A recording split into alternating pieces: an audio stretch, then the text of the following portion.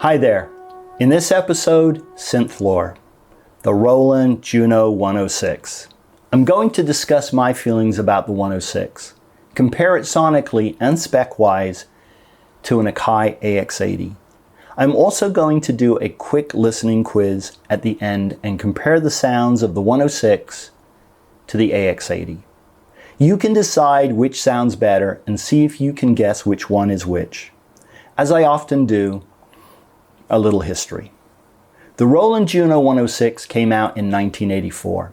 It cost about $1,095 new, and about 116,000 were made. In 1984, I worked part of the summer washing dishes at a restaurant. I also worked part-time at a supermarket stocking produce so that I could buy my first polyphonic synth, which just happened to be a Roland Juno-106. At the time, I was really torn between the 106 and a Korg Poly 6. I would have loved a Jupiter, but that was way beyond my price range. I think the Korg sounds better, but it doesn't have MIDI, it has only 32 memory locations, and the salesperson was really pushing me towards the 106. I traded in a Yamaha PS20 and picked up a hardshell case at the same time to protect my new polyphonic synth beauty. Within a month, I was playing with a band, so I quit my other two jobs. One afternoon, I spent hours programming piano, string, brass, flute, and other sounds on the 106. I asked my mother to listen to them. She said they all sounded like an organ. I was crushed, but I continued programming sounds for all the new top 40 cover tunes that I was playing in the band. At the time, I only had the Juno 106 and a Roland SH-101. I have a synth lore episode on the SH-101, and you may find it interesting. About a day after the year warranty ran out on the 106, one of the voice chips died, and it cost me $100 to get it repaired. For those that may not know, the voice/filter chips on the 106 are actually tiny circuit boards encased in a plastic-like material that becomes conductive over time, causing the circuit to fail. That happened about 6 more times over the years. About a decade ago, someone figured out you could remove the chips and soak them in acetone. This would soften and remove most of the encasing material, and you could carefully remove the rest with a sharp, pointed tool. It makes the chips less prone to failure. I've done this to my 106, and it has mostly been reliable. Technically, the 106 is DCOs, digitally controlled oscillators, through analog filters. There will always be debates on what sounds better, VCOs or DCOs. To me, they sound essentially the same, and VCOs sound terrible when they are out of tune. That's the benefit of DCOs. They stay in tune. While the 106 was off being repaired, I added another synth to my gig setup. I purchased an Akai AX80. Compared to the 106, the AX80 sounded dull, lifeless, and uninspiring. In my opinion, the AX80 is by far the better synth. All you have to do to bring it to life is add effects. That was the genius of Roland. If the AX80 had included a chorus effect, I believe it would have sold a lot better. When I was gigging back in the mid-80s, I used a Boss CE2 chorus pedal on the AX80. Now I switch between running it through a Lexicon MPX 550 and an 80s Roland Dep 5. Here are some of the important specifications to consider. The big pluses for the 106 are the chorus effect, better MIDI implementation, a noise generator, and physical controls for each parameter. The pluses for the AX80 are 2 DCOs plus a sub, which allows oscillator detuning and cross-mod, more LFOs and envelope routings, 8 voices instead of 6, and a velocity-sensitive keyboard. There are other pluses for each, but the specs I have listed are the ones I think most people would consider important. For the 106, polyphonic portamento is cute, but I've never used it on a song. For the AX80, a hold and chord function can be valuable in live situations, but I never used it. I've owned my Juno 106 for 40 years. I'm stunned by the prices they fetch on eBay and Reverb. I looked prior to drafting this episode, and there were 50 for sale on eBay and 107 on Reverb. Some are probably listed on both sites, but that is still a lot of them. The lowest price was around $1,400 and the highest was over $3,000.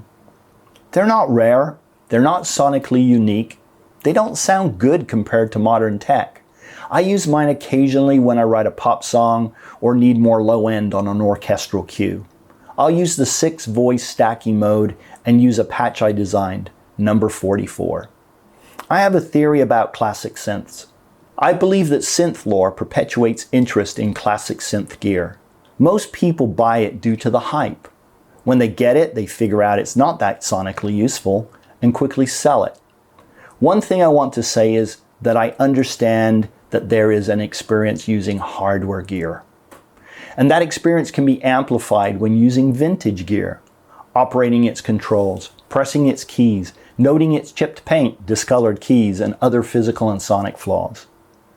The fact that it's old and different makes it interesting. But when most people listen to a song, when they listen to score, they don't care if that crazy sound was generated with a software synth plugin or a wall of modular synth technology from 1978. You and I can appreciate the difference, especially the experience and even the added skill that goes into creating certain sounds with vintage tech. But in the end, for everyday consumers, it's just sound coming out of an audio playback system. I've owned a Juno-106 for 4 decades. I used it heavily when I gigged back in the 80s, but I barely use it anymore because I have better tech. I do like it, otherwise I would never have purchased it all those years ago. But there are better sounding, more affordable options in new and classic keyboards. The Akai AX80 is just one of them. I'm lucky enough to own both, and I keep the 106 around because it has sentimental value as my first polyphonic synth. About 5 years ago, I had the option to buy another AX80 for $500, and I passed on it because I don't need 2 of them. If you are shopping, I'm not trying to convince you to buy an AX80 instead of a Juno-106. You should buy whatever you want. I'm just giving you the benefit of 4 decades of ownership, giving you pros and cons, and stating there are other options to consider. Don't buy into synth lore. Let's see how you do on the quiz. I'm going to play you a series of audio segments. You may want to stop the video now and write down 1 through 20 in a column on a piece of paper. The segments are going to play one after another with a short space in between. There are no tricks. It's either the 106 or it's the AX80. The only thing I did was add a chorus effect to the AX80, and I used a Dep 5 which came out circa 1986. So it's not like I'm putting a high-end modern effects device on the AX80, even though I could. After all the segments have played, I'll give you all the answers in a list, and you can see how you did. Remember, there's no right or wrong answers here. They are both capable keyboards. Someone once told me that they could separate a Roland synth, such as a Juno-106, from every other manufacturer due to the Roland filter sound. We'll see.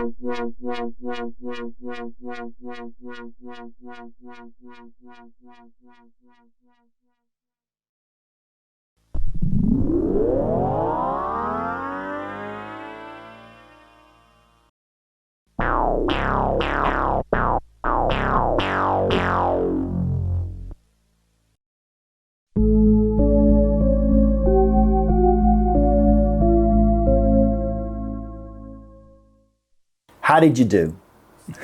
It doesn't really matter. One thing you may have noticed is that some of the sounds were very similar. I wanted to see if I could duplicate some of the Juno sounds on the AX80. The trick to that was turning off one of the oscillators on the AX80 and using just one oscillator and a sub, just like the Juno has. Using two oscillators and a sub on the AX80 yields a sound that is too fat. I also turned off the velocity sensitivity on the AX80. Getting the keyboard scaling identical was impossible, but I got it close. They both use 24 dB per octave filters. I must say it was interesting to get up from Contact and all my whiz-bang tech and rediscover these two instruments. It was a lot of fun to play them again and really dig into them. Hopefully I haven't wasted your time. Take care, and I'll be back in another video soon.